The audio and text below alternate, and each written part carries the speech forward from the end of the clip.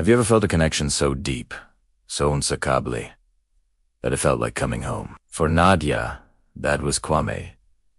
3 years together, weathering every storm, life threw their way. Their bond was a fortress, a sanctuary she adored. He was her everything. One sunny afternoon, filled with optimism, Nadia decided to bring her two worlds together. She introduced Kwame, her love, to Selena, her best friend. It was a perfect plan, the most important people in her life finally meeting. And at first, it was perfect. The laughter was instant.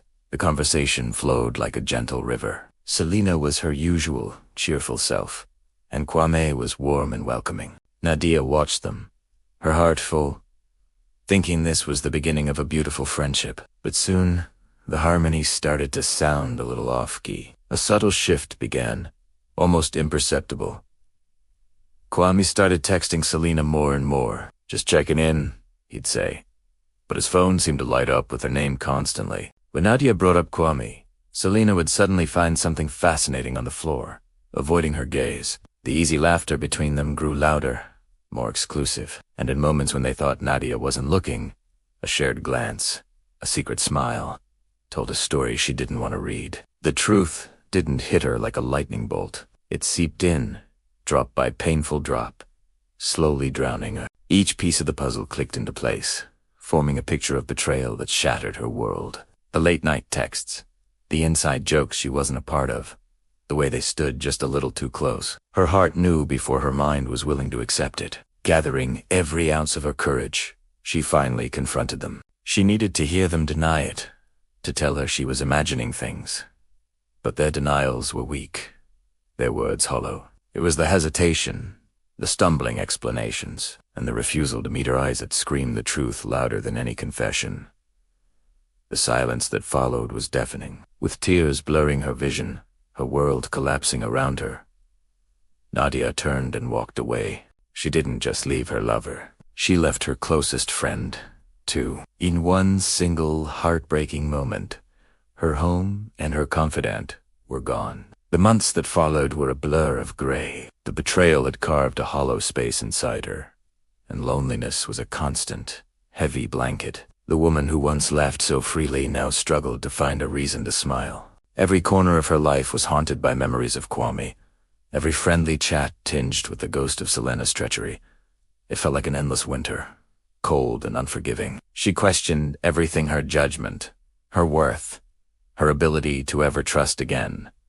How could the two people she loved most do this to her? The pain was a physical ache, a constant weight on her chest. But even the longest winter eventually gives way to spring. Slowly, almost without realizing it, Nadia began to pick up the broken pieces of herself. She decided she wouldn't let this be the end of her story. Instead of drowning in sorrow, she poured her energy into her career, finding focus and purpose in her work. She rediscovered a long-forgotten passion, pulling out her dusty canvases and paint with each stroke of color.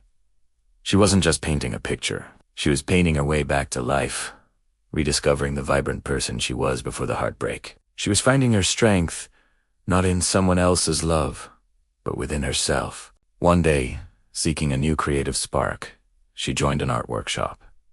And that's where she met Joseph. He was different, quiet, with a gentle demeanor and a warm laugh that reached his eyes.